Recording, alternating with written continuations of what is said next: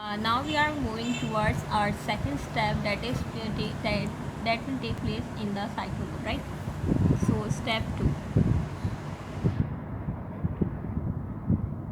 और ये कहाँ टेक प्लेस हो रहा था? It is taking place in साइटोलोप,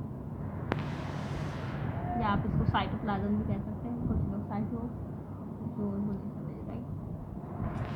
okay, हमारे पास क्या बन गया था? हमारे पास जो माइटोकॉन्ड्रिया से निकल के बाहर आया था वो था डेल्टा अमाइनो लेवुलिनिक एसिड, जिसको हम एक और नाम देते हैं शॉर्ट फॉर्म में ALA, अला, राइट? सो ये हमारे पास इसका स्ट्रक्चर किस तरह था? अगर हम इसको दोबारा रिवाइंड करने की कोशिश करें तो हमारे पास COOH CH2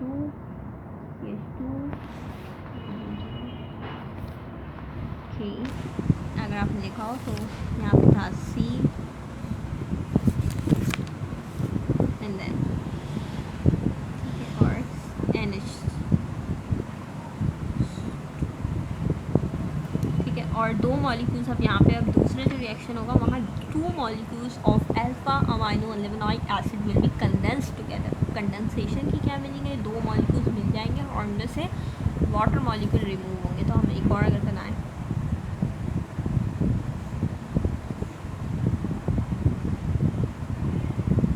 ये मैं जो ड्रॉ कर रही हूँ that is also delta amino levulinic acid.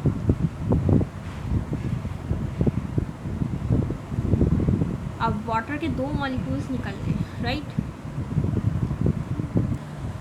सो हमारे पास वाटर 2 मॉलिक्यूल्स निकल रहे हैं, एक वाटर मॉलिक्यूल यहाँ से निकलेगा H2O। आप याद रखिए कि ये जो COO वाला हिस्सा है, एक मॉलिक्यूल्स में इसके ऊपर वाला H2 निकलेगा और दूसरे मॉलिक्यूल में क्या होगा कि COOH वाला जैसा है इसके नीचे वाले CH2 से हमारे पास H2 निकलेगा। सो 2 वाटर मॉलिक्यूल निकलेंगे। मैं आपको और इजी करके जब इसकी रिंग बन जाएगी वो दिखाती हूँ, राइट? पहले ये रिएक्शन हुआ, राइट? इन दोनों ने रिएक्ट करा जैसा के, और यहाँ से निकला 2H2O।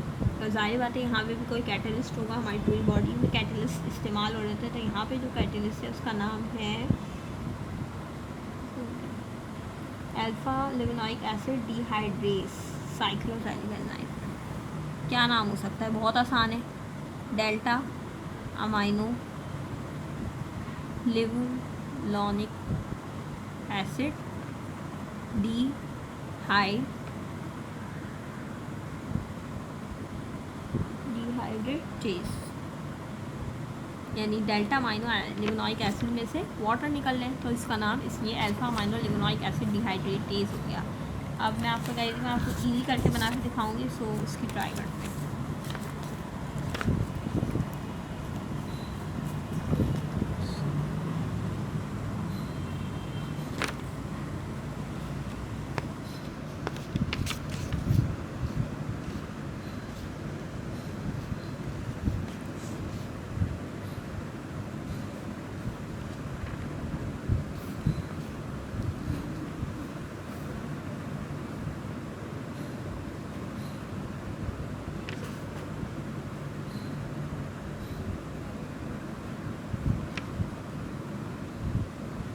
देखिए यहाँ पे जो था COOH, और जब पहला मॉलिक्यूल जो रिमूव हुआ था, यानी कि जो बॉन्ड फर्स्ट बॉन्ड जो फ्री हुआ था, फ्री बॉन्ड फर्स्ट जो है यहाँ से हुआ था 2 मिथाइल ग्रुप के बाद, राइट? तो हमने 2 मिथाइल ग्रुप के बाद ये रहा हमारा जो फ्री, जिसके पास से फ्री हुआ था, बॉन्ड फ्री हुए थे, वो ये रहा।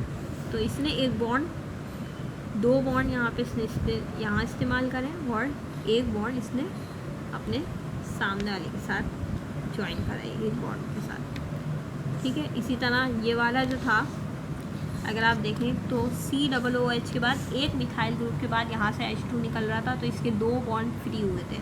तो इसने एक बॉन्ड यहाँ फिक्स करा है, ठीक है, और दूसरा बॉन्ड यहाँ लगा। एक तो बना हुआ था ऑलरेडी और दूसरा बॉन्ड यहाँ ऐड करा, ठीक है? अगर मैं यहाँ एक बना दूँ तो ज़्यादा इजी रहेगा। आई थिंक सो कि ये चीज़ रिमूव हुई है, जो मैं ऑरेंज से बना रही हूँ, बार बार बता रही हूँ, ये चीज़ें रिमूव हुई हैं। ठीक है, यहाँ से इसके पास 2 बॉन्ड फ्री हुए थे, ठीक है, 2 ऑक्सीजन के साथ बॉन्ड थे, इसने इसको हटाया और एक बॉन्ड अपने सामने वाले के साथ बनाया और एक बॉन्ड नीचे वाले मॉलिक्यूल के साथ डबल बॉन्ड कर लिया। और यहाँ पे भी इसके 2 H2 के मॉलिक्यूल्स थे, इस यहाँ से रिमूव हुए तो 2 बॉन्ड फ्री हो गए, तो एक बॉन्ड इसने यही इसी सामने वाले के साथ बनाया और एक में डबल बॉन्ड बना दिया। और यहाँ पे यहाँ H लगाना भूल रही हूँ, तो यहाँ H लगा लेते हैं, ठीक है, NH यहाँ पे फॉर्म हो गया, राइट। तो ये हमारे पास बन गया पॉरफोबिलिनोजिन।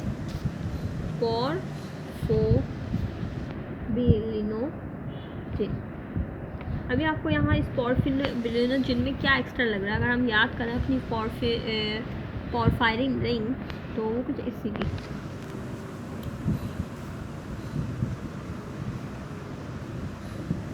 सो हमें यहाँ पे ये चीज़ एक्स्ट्रा लग रही है।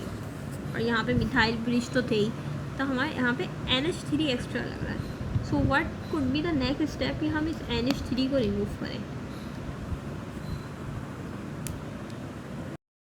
यहाँ पे हमने देखा था कि यहाँ पे एक्स्ट्रा चीज़ जो मौजूद है, पायरोल रिंग हमारे पास ये रही, ठीक है।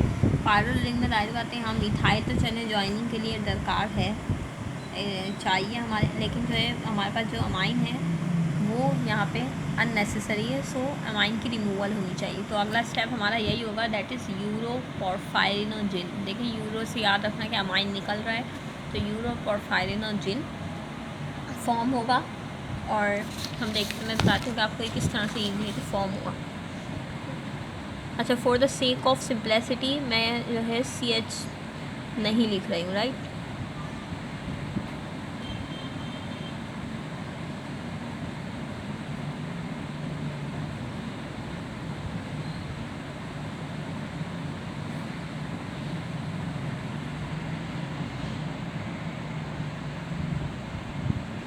Make a double bond here, right, and यहाँ N मौजूद थे, वो लगा देते, H को छोड़ देते हैं अभी, ठीक है। यहाँ पे H भी होगा। अच्छा, तो मैं आपको बताना चाह रही थी कि इस साइड पे CH3 था, इसके भी इस साइड पे CH3 था, इसके भी इस साइड पे, इसके भी इस साइड, ठीक है। और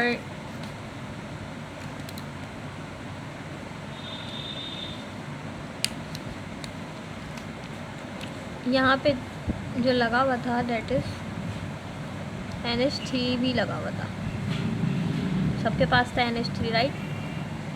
अगर आप इस रिंग में देखें, ये रहा,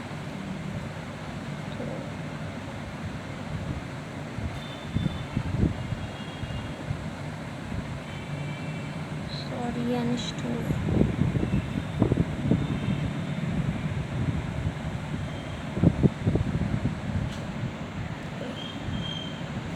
सॉरी NH2 है यहाँ पे, ठीक है। तो ये क्या होगा, इन्हें ज्वाइन क्योंकि यहाँ से होना है तो इनको रिमूवल करना पड़ेगा, ठीक है। कैसे,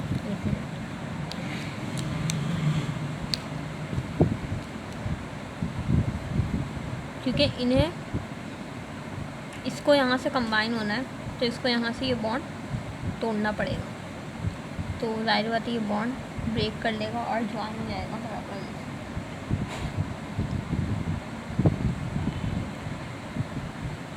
तो NH3 हमारे पास 1 2 3 4 NH3 निकले और इन्होंने क्या करा, यहाँ से बॉन्डिंग कर ली अपने बराबर ऐसे, तो ये हमारे पास पॉरफायरिन रिंग तैयार हो गई और इसको कहते हैं यूरोपोरफायरिनोजिन।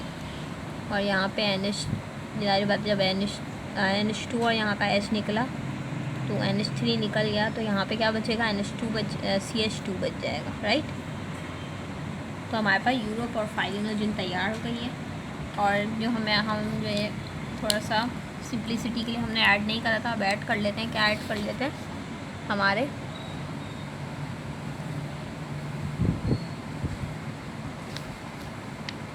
एसिटिक एसिड, और यहाँ पे हमारे पास क्या मौजूद था, यस, यहाँ हमारे पास मौजूद था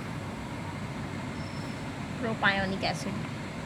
इसी तरह इस रिंग में भी CH2COOH acetic acid, CH2CH2COOH propionic acid,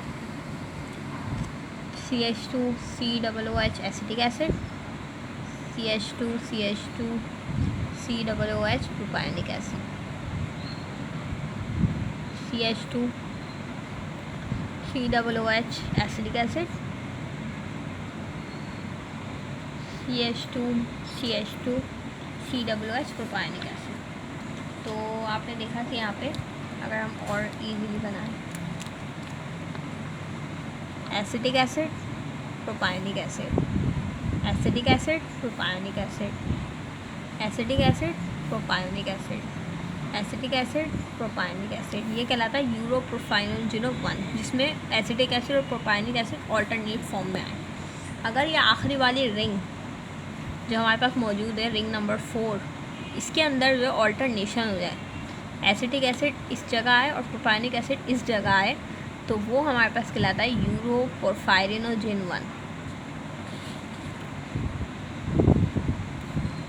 3। और ये कैसे फॉर्म होता है? राइट बात है, इसका जो यूरोपोरफायरिनोजिन बनाने के लिए जो एंजाइम इस्तेमाल होते हैं, जिसका नाम है हाइड्रोक्सी मिथाइल बिलीन, उसकी आइसोमर फॉर्म है जो कि ऐसा कर रही होती है। एक आइसोमर जो है ये बना रहा होता है और दूसरा आइसोमर ये बना रहा होता है। अगर मैं इसकी सिंपलिसिटी आपको सिंपल फॉर्म बना के दिखा दूँ तो ज़्यादा बेहतर रहेगा, तो हम थोड़ी सी देर लगेगी लेकिन बना लेते हैं, राइट। सो ये हमारी 4 और 5 रिंग, और ऐसा कर तुम्हें यहाँ दोनों, अरे थोड़ी सी वीडियो ओके। ये यूरोपोरफायरिनोजिन 1 और यूरोपोरफायरिनोजिन 3 में क्या फ़र्क है वो मैं आपको बताई थी। फॉर सिंपल व्यू के लिए देखें, यहाँ पे AP ऑल्टरनेटिव फॉर्म में आ रहे हैं, तो यूरोपोरफायरिनोजिन 1 है। लेकिन अगर लास्ट वाली रिंग में देखें, ये रिंग नंबर 1 है। अच्छा, let I write from another marker, another colour, right. ये रिंग नंबर 3 एंड देन ये रिंग नंबर 4, ठीक है। रिंग नंबर 4 पे क्या हुआ, चले हम देखते हैं। A stand for acetic acid, P stand for propionic acid, AP। अब यहाँ पे ऑल्टरनेटिव होता तो A आता, लेकिन ये चेंज हो गई यहाँ पोजीशन, A की जगह P आ गया, P की जगह A आ गया। तो ये इसका आइसोमर एंजाइम होता है जिसकी वजह से ये होता है, और ये यूरोपोरफायरिनोजिन 1 कहलाता है, राइट। अब ये दोनों किस में चेंज होते हैं? ये चेंज होते हैं कोपोरफायरिनोजिन 1 में। अच्छा, इससे पहले कि हम मज़ीद आगे जाएं और देखें कि यूरोपोरफायरिनोजिन 1 वगैरह वगैरह में चेंज होते हैं, ये मैं आपको बता दूं कि ये 1 वाली फॉर्म है, ये हमारे पास हीम सिंथेसिस में पार्ट नहीं ले रही होती, ये एक्सक्रीट हो जाती है। इसका इतना कोई मेजर रोल नहीं होता, इसलिए ये यूरिन में एक्सक्रीट हो जाती है, राइट। तो अब हम आगे देखते हैं, जो हमारा स्टेप है दैट इज़ कोपोरफायरिनोजिन फॉर्मेशन।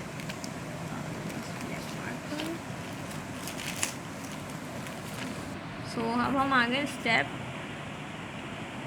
वैसे तो अभी माइटोकॉन्ड्रिया में नहीं गए, इसको स्टेप 3 नहीं कहना चाहिए, इसलिए मैं 2B का नाम ले रही हूँ इसे, राइट, फॉर के कन्फ्यूजन ना हो, ठीक है, फॉर दैट रीज़न के कन्फ्यूजन ना हो। ओके, तो यूरोपोरफायरिनोजिन किस में चेंज हो रहा है? यहाँ पे फॉर्मेशन ऑफ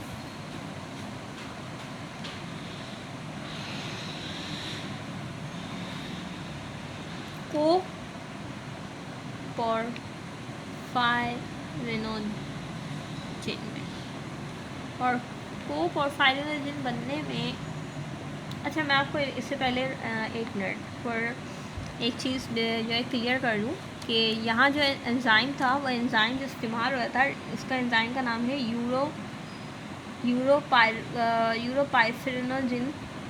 यूरोप्रोफायरिनोजिन 3 सिंथेज, ठीक है। मैं लिख देती हूँ, लेट आई राइट इट,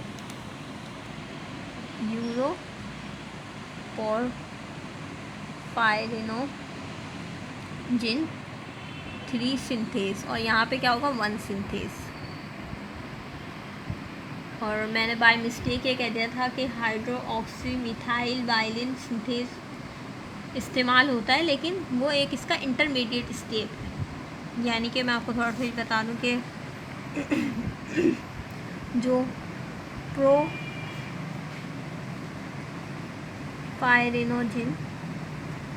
ठीक है, ये पहले चेंज होता है, इंटरमीडिएट स्टेप होता है इसका, वो होता है हाइड्रोक्सी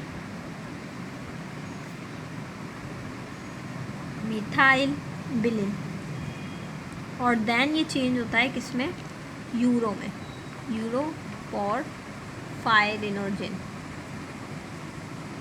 ठीक है। यहाँ से यहाँ कन्वर्ट होने के लिए इसको क्या चाहिए होगा, हाइड्रोक्सी मिथाइल बिलिन सिंथेस, ठीक है, इस फॉर्म से इस फॉर्म में जाने के लिए। और इस फॉर्म से इस फॉर्म में जाने के लिए मैंने आपको बता दिया कि 1 भी इस्तेमाल हो सकता है और 3 भी। अगर 1 सिंथेस अगर इस पैक कर रहा है तो ये यूरोपोरफायरिनोजिन 1 में कन्वर्ट होगा, और अगर इसके ऊपर यूरोपोरफायरिनोजिन 3 सिंथेस ऐड कर रहा है तो that will be convert into uroporphyrinogen 3, ठीक है। अब हम आ जाते हैं, ये क्लियर हो गई ये बात, I want to clear that point. अच्छा, अब हम आ जाए फॉर्मेशन ऑफ कोपोरफायरिनोजिन। अच्छा, ये क्या होती है, इसके अंदर क्या होता है कि जो हमारे पास जो रिंग मौजूद है पोरफायरिन की, यहाँ पे एसिडिक एसिड मौजूद है। अगर यहाँ देखें तो यहाँ से ज़्यादा अच्छा समझ में आएगा कि यहाँ एसिडिक एसिड मौजूद है, तो इस एसिडिक एसिड को रिमूव करना होता है। बेसिकली यहाँ इसको क्या होता है, यहाँ से कार्बन डाइऑक्साइड रिमूव हो जाता है, सॉरी कार्बन डाइऑक्साइड रिमूव हो जाती है, और कार्बन डाइऑक्साइड रिमूव होने के बाद ये किस चीज़ में चेंज हो जाएगी। आप लोगों ने बेसिक ऑर्गेनिक पढ़ी है कि जाहिर बात है जब भी एसिडिक एसिड की डीकार्बोक्सिलेशन होती है तो that will change into methyl group, ठीक है, वो सिंपल उसमें चला जाता है एल्कीन में। तो यहाँ से एक निकलेगा कार्बन डाइऑक्साइड, यहाँ से एक कार्बन डाइऑक्साइड रिमूव होगा और ये H इसके साथ बॉन्ड कर लेगा, ठीक है, यहाँ ये वाला H भी इसके साथ बॉन्ड कर लेगा, यहाँ से एक कार्बन डाइऑक्साइड निकलेगा, ये वाला H इसके साथ बॉन्ड कर लेगा, राइट। और यहाँ पे भी यही चीज़ होगी कि ये कार्बन डाइऑक्साइड निकलेगा और ये H इसके साथ बॉन्ड कर लेगा। तो बेसिकली फिर हमारे पास स्ट्रक्चर क्या आ जाएगा, आई थिंक मुझे आपको बना के दिखाना चाहिए ताकि इजी हो जाए। सो हमने देखा था कि यहाँ से H निकल के कार्बन डाइऑक्साइड निकल गया था और H यहाँ के कंबाइन हो गया था, कार्बन डाइऑक्साइड निकल गया था, यहाँ H कंबाइन हो गया था, तो इसके बाद ये फॉर्म आ गई, राइट। तो CH3 बन गया है, ये मिथाइल में चेंज हो गया है। Acidic acid is now has converted into methyl group, और हमारा जो प्रोपायोनिक एसिड है वो एज इट इज़ वैसे ही मौजूद है, ठीक है। ये वाला मैंने क्या बनाया, ये मैंने बनाया है, लेट आई राइट इट, ये है कोपोरफायरिनोजिन। अब हम कैसे डिसाइड करेंगे कि ये 1 है या 3 है, और देख लेंगे। ए, अब ये ए तो नहीं है, खैर से एम हो गया है, MP MP MP MP, okay, MP MP, हाँ ऑल्टरनेट नहीं है, एम यहाँ एम आना चाहिए था और यहाँ P आ गया, तो इस वजह से ये क्या है, ये मौजूद है यहाँ पे 3, क्योंकि यहाँ पे ऑल्टरनेशन नहीं है। एम को यहाँ अगर यहाँ होता, जैसा कि इस डायग्राम में है, I just made it here, ठीक है, यहाँ है, ठीक है।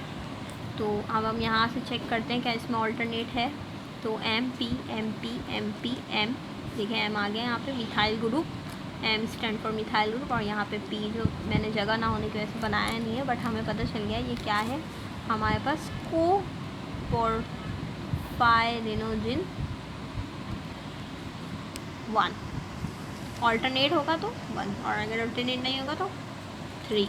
अच्छा, यहाँ एंजाइम कौन सा इस्तेमाल हुआ है, यूरोपोरफायरिनोजिन डीकार्बोक्सिलेज। याद कैसे रखें, बहुत ईजी है कि हमारे पास कौन सा मॉलिक्यूल था, यूरोपोरफायरिनोजिन, और इसके अंदर क्या हो गई है, इसके अंदर डीकार्बोक्सिलेशन हो गई है। तो ये डीकार्बोक्सिलेज, कितने कार्बन डाइऑक्साइड के मॉलिक्यूल निकले, एक यहाँ से निकला था, एक यहाँ से, एक यहाँ से, एक यहाँ से, there was the removal of 4 carbon dioxide molecule with this 1 porphyrin ring.